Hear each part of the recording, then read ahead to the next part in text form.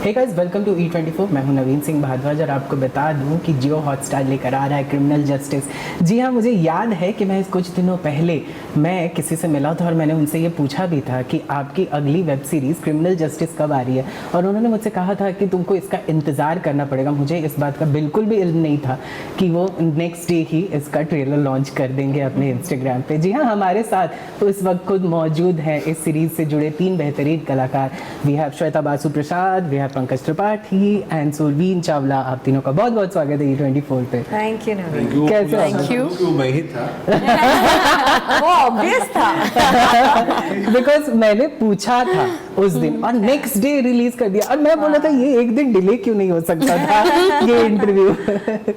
कैसे हो आप लोग? वो कमिटमेंट होता है ना बाबा, इनका हम ला रहे तो टाइट लिप करके रखना पड़ता है। तो समय के पहले हमारे पास है सूचना, लेकिन नहीं बता सकते। इंडस्ट्री सीख गए। हमें कहानी पूरी पता है आज, लेकिन हम नहीं बता सकते। आप कुछ एपिसोड देखे?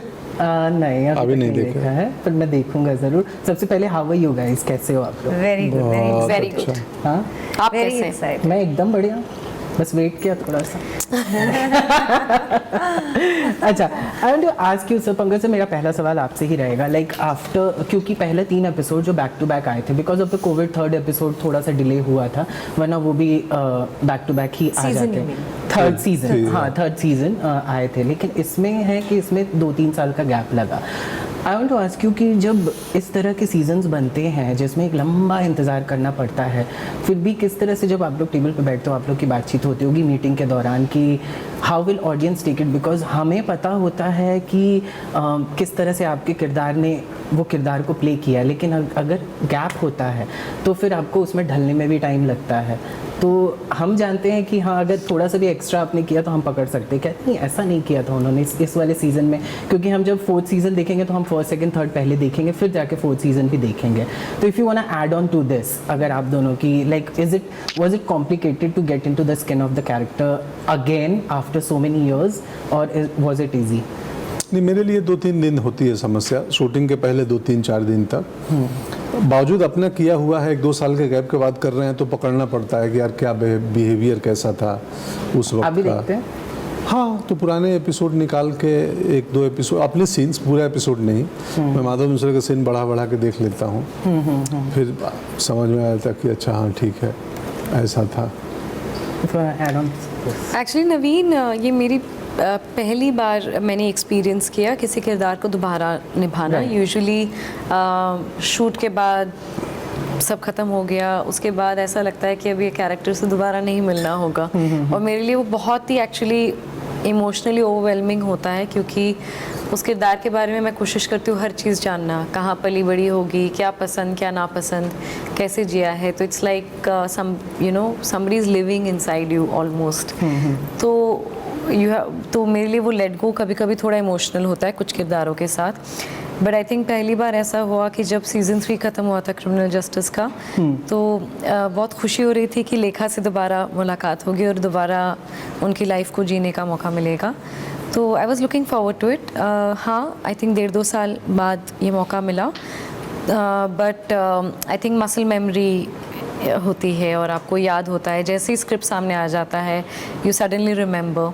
Surveen, I want to ask you this कि we have seen your work since past so many years, like आपने शुरुआत ही, इनफैक्ट आप तीनों की शुरुआत बेसिक एक टेलीविजन इंडस्ट्री से स्टार्ट हुई थी, उसके बाद you have stopped not actually stopped, but you have started working in OTT space more often, हमने देखा था।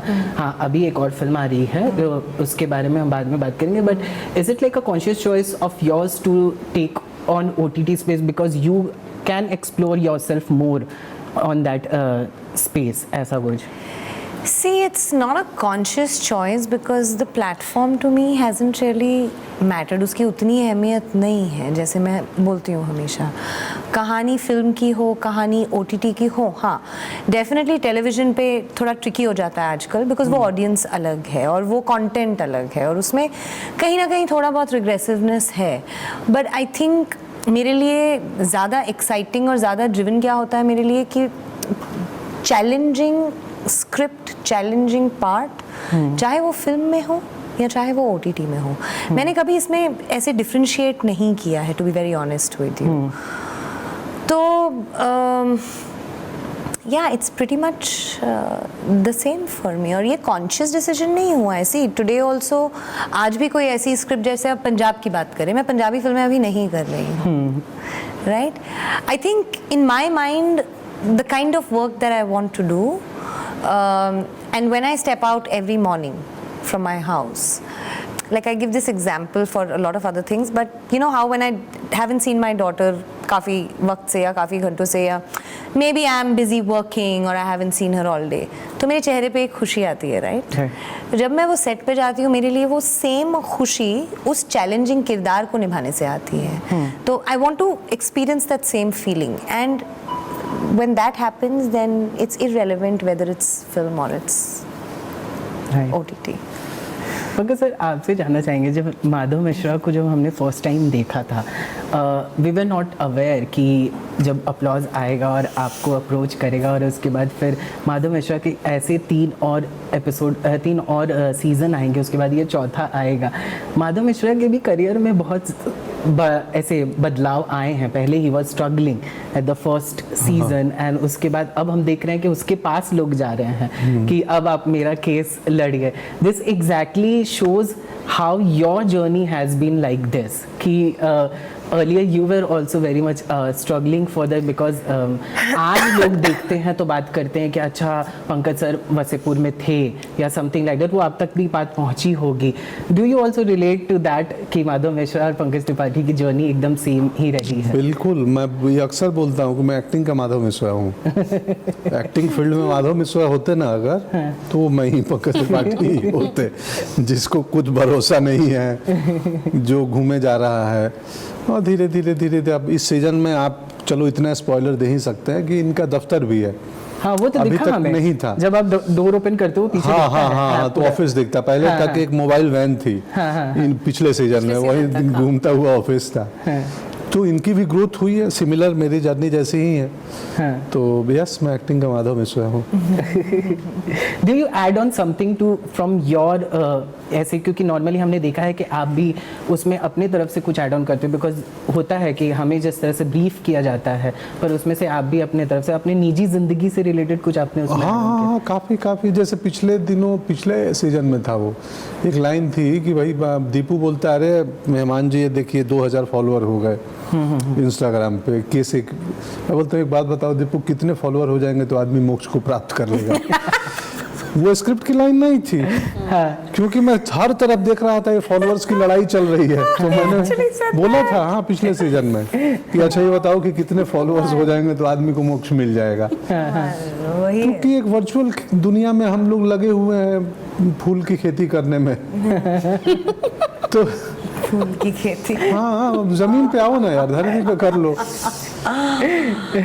तो मैं कई चीजें जो सटायर मेरे मन में होता है ना, और मैं शायद खुद से बोलूं तो लोग आहत हो जाएं, ठीक ना लगे, वो माधव मिश्रा के मुंह से बुलवा देता हूँ।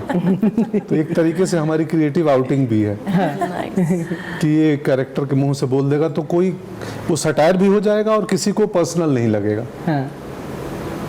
तो मैं करते रहता हूँ। Point noted. Point noted.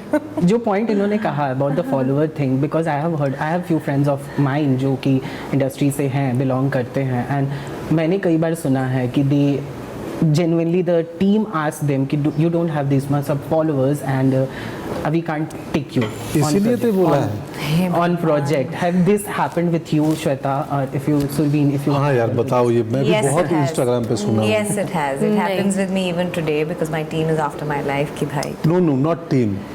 कोई मेकर्स ने भी कहा हो।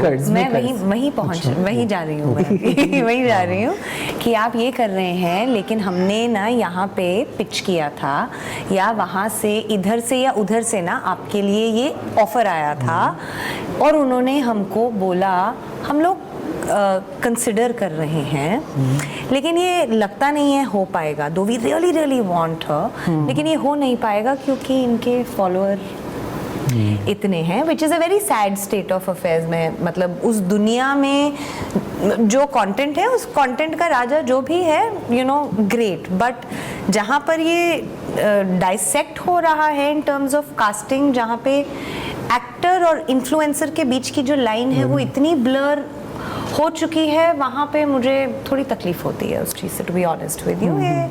आई find it a bit unjust because you are not casting किसी की एक्टिंग कैपेबिलिटी के बेसिस पर, बट आप कास्ट कर रहे हैं किसी के फॉलोअर्स के बेसिस पर।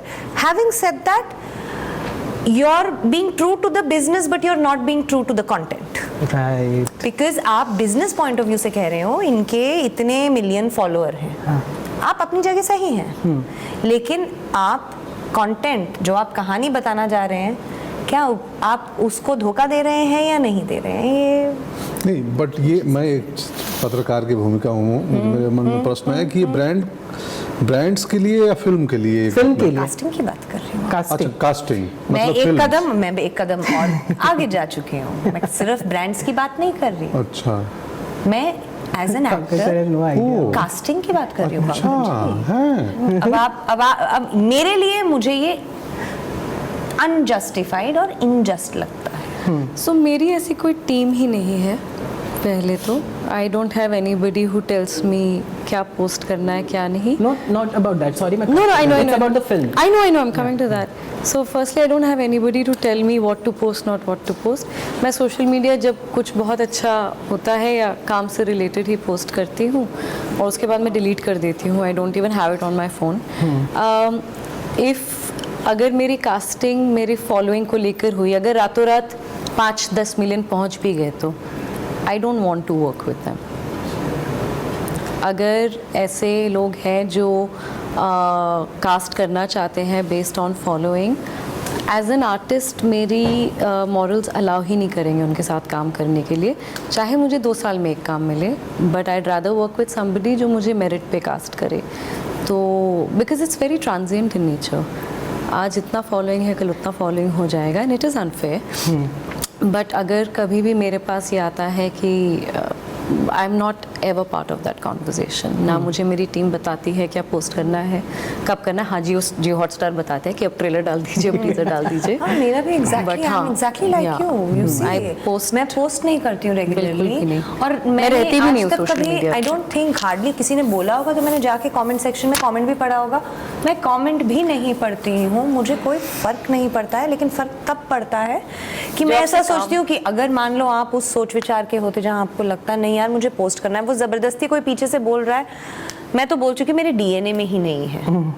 मेरी प्राइवेट लाइफ को पब्लिक बनाना मेरा अपना खुद का चॉइस है, मुझे ना आपकी में इतना इंटरेस्ट है ना मुझे अपनी प्राइवेट लाइफ को वो तो फिर भी आपकी पर्सनल चॉइस है कि आप पोस्ट कर रहे हैं क्या नहीं। लेकिन मुझे ऐसा लगता है ये जो यूनिवर्स बन चुका है आज की डेट में डिजिटल में या इंस्टाग्राम पे, उसकी ऑथेंटिसिटी नहीं रह गई है, वहाँ पे मुझे सबसे ज़्यादा प्रॉब्लम है। तो I don't want to be one of the herd जो रेस में लगे हुए हैं सिर्फ फॉलोअर की। मेरा तो ये है, मुझसे Good होता luck. नहीं है। हाँ, प्लीज कास्ट नहीं होता तो thank you so much guys हमसे बात करने के लिए, एंड बहुत अच्छा लगा आप लोगों से मिलके, and Surveen specially you, I am meeting for the first time because I am meeting you for the first time, that's why I know them since years, but I am meeting you for the first time, that's why I felt so good to see you. Pleasure. And thank you so much and all the best for Criminal Justice Season 4.